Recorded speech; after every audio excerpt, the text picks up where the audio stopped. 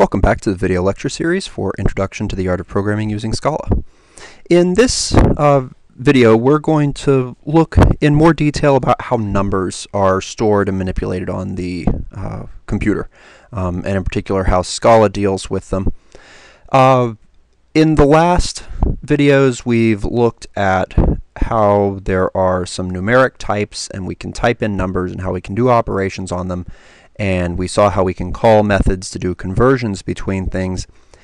If you did a lot of playing around with that, you might have noticed that there are some things that come out kind of funny. So, for example, if we bring up Scala, maybe you never did anything like this, but if you take the number 2 billion, and you add 34 to it, you get a result that you would expect. But what happens if you add another billion to it? That's definitely not what you expected. Okay? Even small children often like to show their prowess at math by adding things like 2 billion and 1 billion and tell you that it's 3 billion. They would know that is not the right answer. And so the question is, well, what happened? What went wrong? Why did that give us the wrong answer? And to understand the answer to that question, you have to know a little bit more about how numbers are being represented inside of the computer. So we use, for our normal dealing with numbers, we use the decimal system. So for example, the number 365 is 5 ones plus 6 tens plus 3 hundreds. So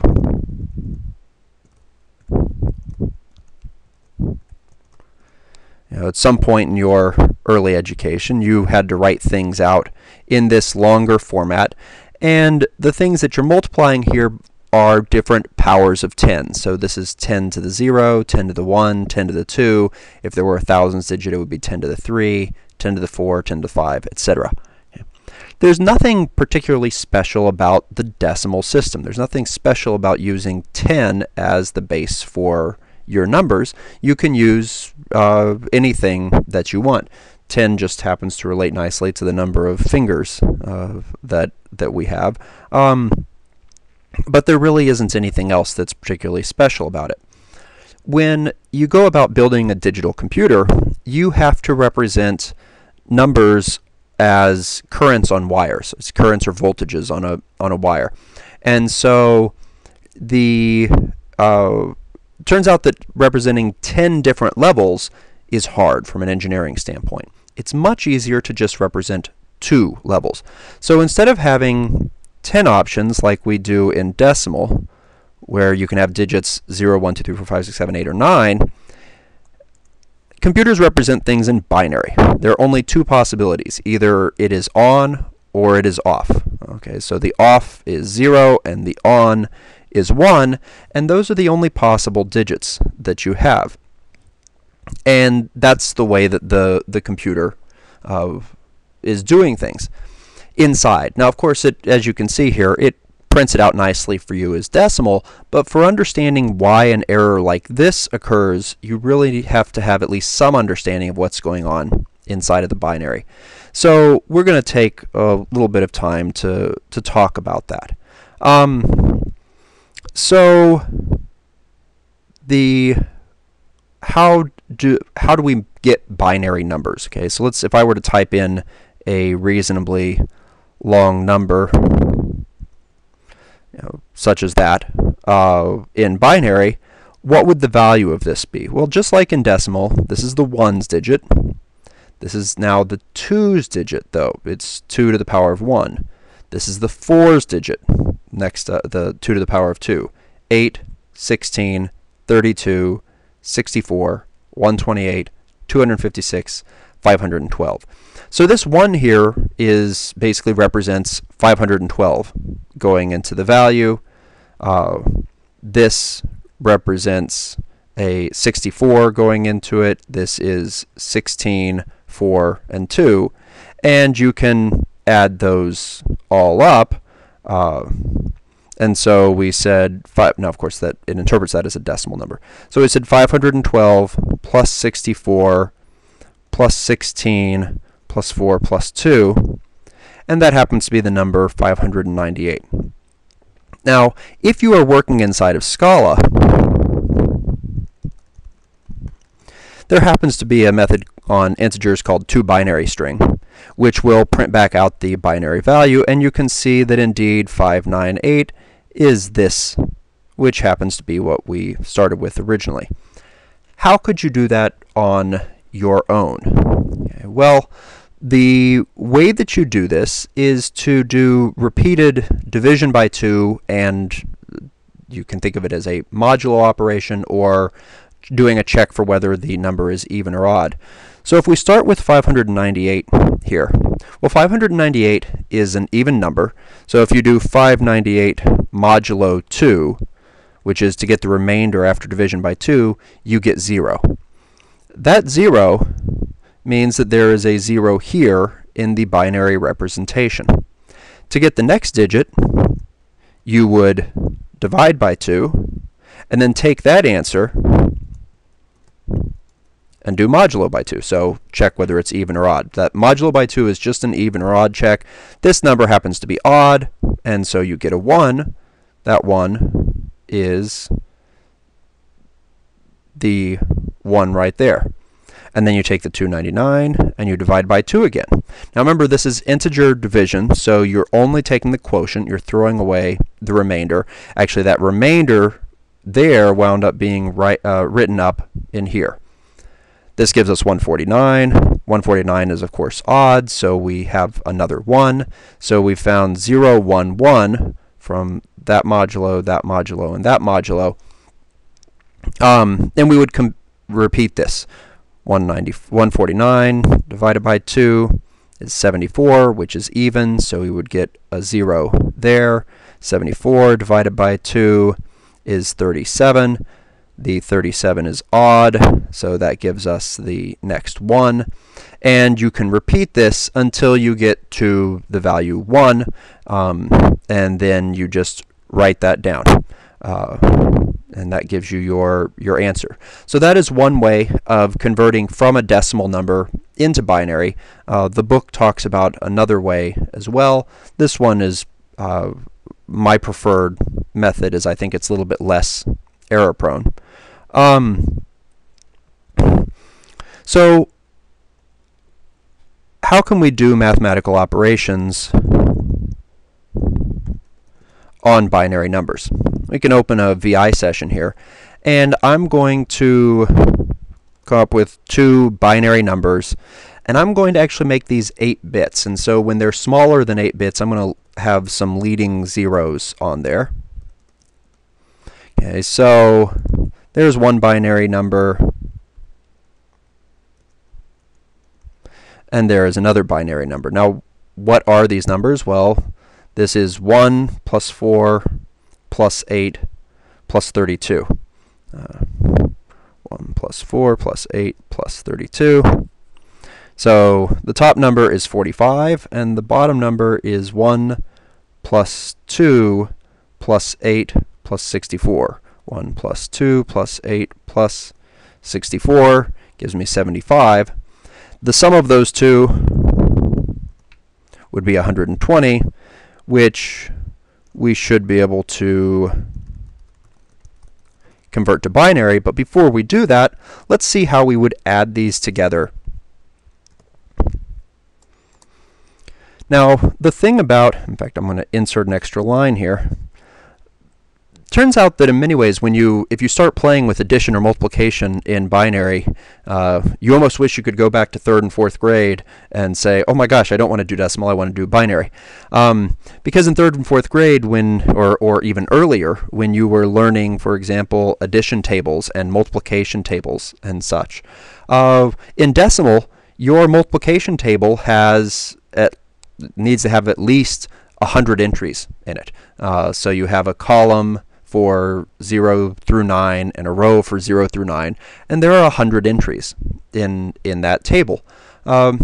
The binary version is a lot smaller. It's 2 by 2, so there are only 4 entries, and that's true for whether you're doing addition or whether you're doing multiplication. But there are some nuances to this. So for example, 1 plus 1, well, we normally say the answer to that is 2, but we have to write this in binary. I can't write 2 in binary. When I write 2 in binary, it is 1, 0. Okay, well, you know what you would have to do normally if you came across this in math. If the number added up to 10, you would only write down the 0, and you would carry a 1. And that's exactly what we're going to do here. 1 plus 0 plus 1 is 2. So we get a 0, and we carry a 1. 1 plus 1 plus 0 is a 0, and I carry a 1. 1 plus 1 plus 1, well, that gives us 3. 3 is represented in binary as 1, 1, so a 1 goes there, and a 1 gets carried. 1 plus 0 is 1. There was no carry, so 1 plus 0 is 1, 0 plus 1 is 1, 0 plus 0 is 0. And so that is what we get when we do this addition. Should be 1, 1, 1, 1, followed by 3 zeros. The 2 binary string is not going to print the leading 0. So there you can see we were able to do this correctly. So the only difference really is, in many ways, the addition is much simpler, but you do a lot more carrying because a lot of the things that you add will wind up adding to a number greater than 1. Anything greater than 1 has to involve a carry. The book covers multiplication. I'm not going to do that in the video. I did the addition because it winds up being very significant for another, for the explanation of this error that we had before. Why does that go negative? Well, in some ways, to answer this question, you have to know what a negative number is in Scala. And so the question is, well, how would we represent negative numbers? So you might remember that, mathematically, what does it mean for if you have the value negative 67? Okay, what does that mean mathematically? If I give you a number x, what does it mean for something to be the negative of x?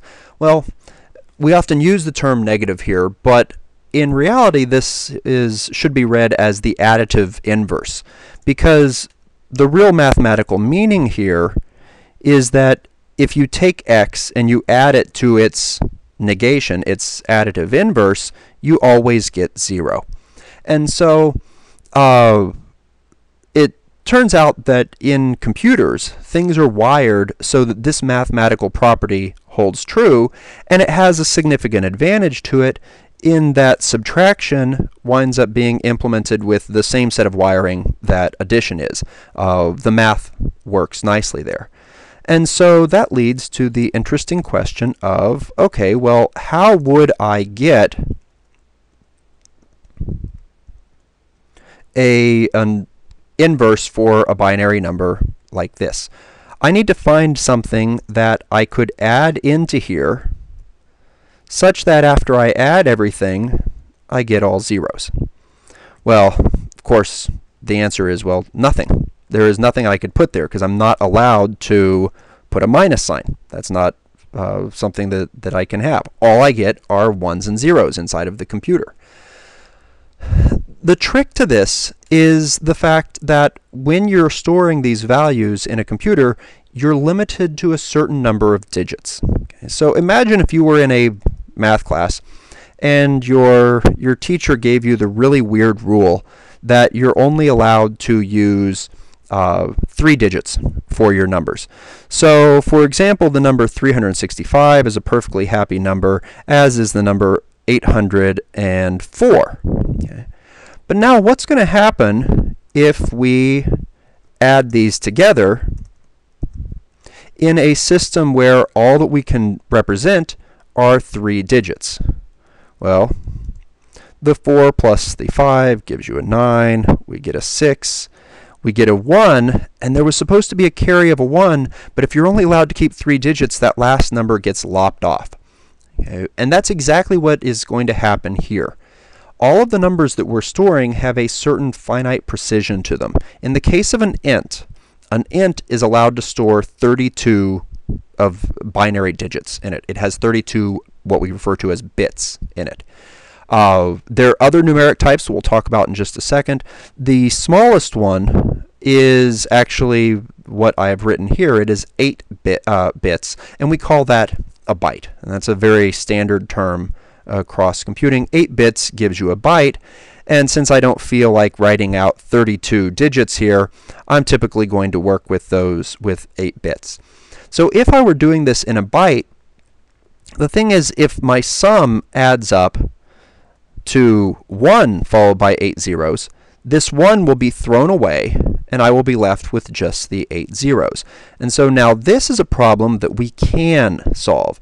Nothing would have actually given us all zeros, but we can find something that we can put in here for the question marks, and it will give us a 1 followed by 8 zeros, and then that 1 gets thrown away so that our result is still a 0.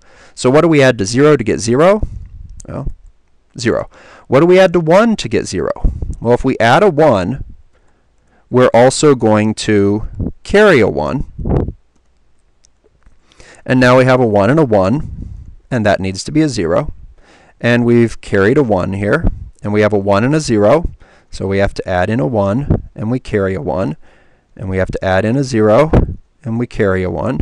And we have to add in a 0, and we carry a 1. And we have to add in a 1, and we carry a 1, and we have to add in a 1. Okay, so the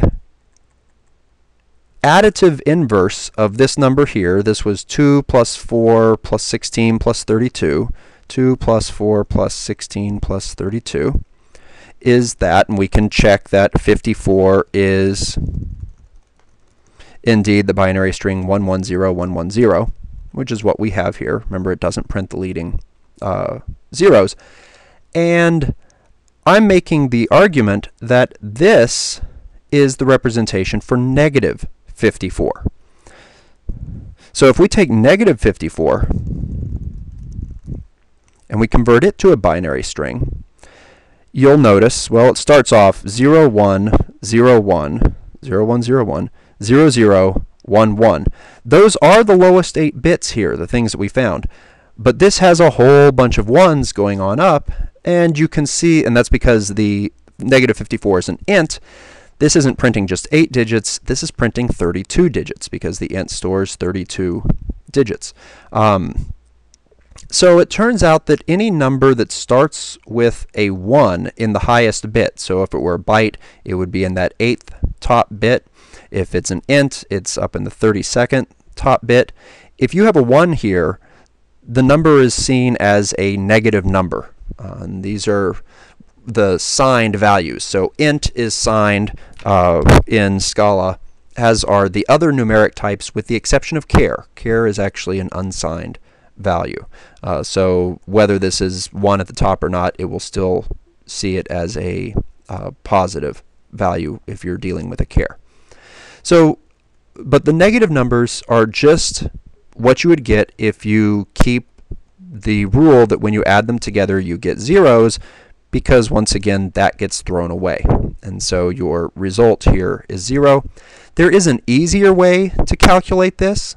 Okay, so it's a 2-step process. The first step in the process is to flip all the bits.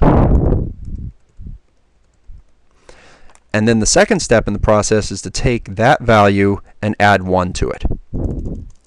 So if I add 1 to that, well, I get a 0 and I carry a 1. This becomes a 1. And then everything else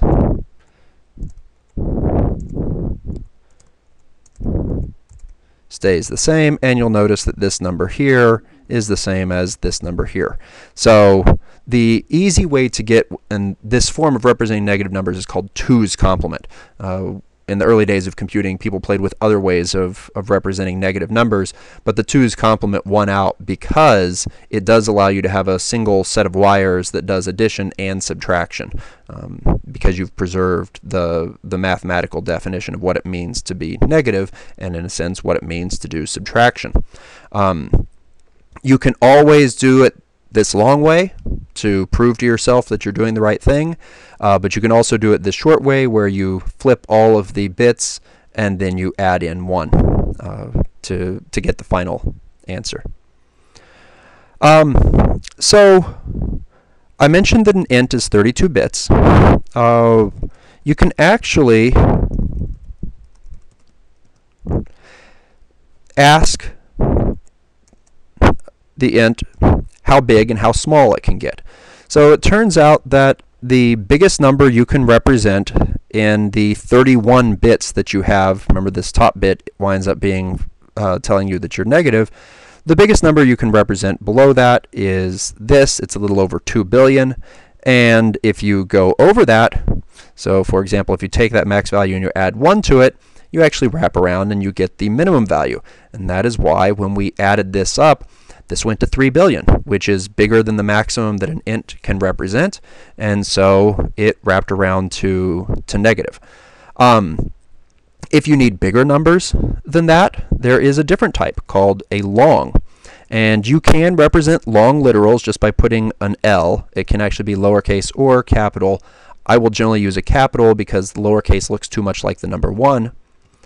And if you just put that L after your literal, you get a long. The long doesn't use 32 bits, it uses 64 bits, and so that gives it a much larger range. I won't even try pronouncing what that number is, but clearly it is very, very large. And so you can use longs if you need to, because you need additional digits.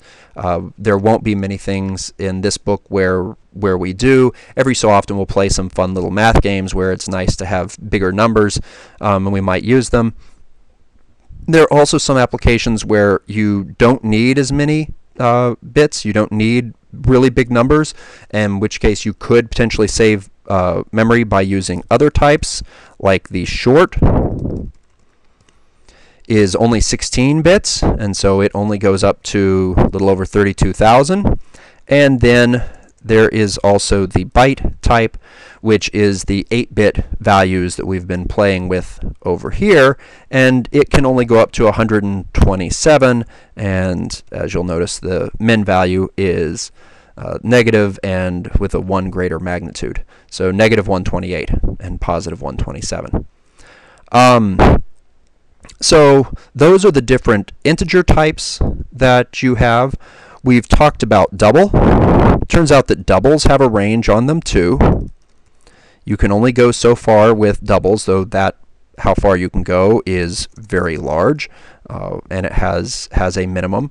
The double uses 64 bits, and I won't go into the details of how it represents a number using those 64 bits, but it winds up being kind of like scientific notation in binary.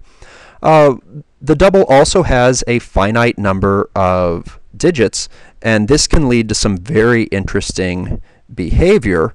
For example, 1 minus 0.9 minus 0.1, you would normally expect that to be 0. But it's not, because it turns out that 1 minus 0.9 gives you something that's not exactly equal to 0.1, because it's kind of like representing the fraction 1/3 in decimal. Well, that's equal to 0.3333333 repeating. Well, but if you have to cut it off at a certain number of digits, in math you can write ... If you have to cut it off, though, you get something that is technically not 1/3. It's a little bit different. Same thing happens here. It turns out that 0.1 is not perfectly represented in binary. It would need an infinite number of bits that are repeating. And so when you do this math, you get something that's not quite 0.1. And so you can have some weird stuff happen there. There is another type for storing these non-integer values. It's called a float. The float is actually smaller than a double. It's only 32 bits. Once again, there are some applications that like to use that. And so it can store a smaller range of numeric values. By default in Scala, most things wind up becoming ints and doubles. And for that reason, we will utilize primarily ints and doubles for our numeric usage. But you should be aware that these other types exist and that they have other bounds, particularly for if you need larger numbers, you can use something like the long. So that's it for this lecture, and we'll see you soon.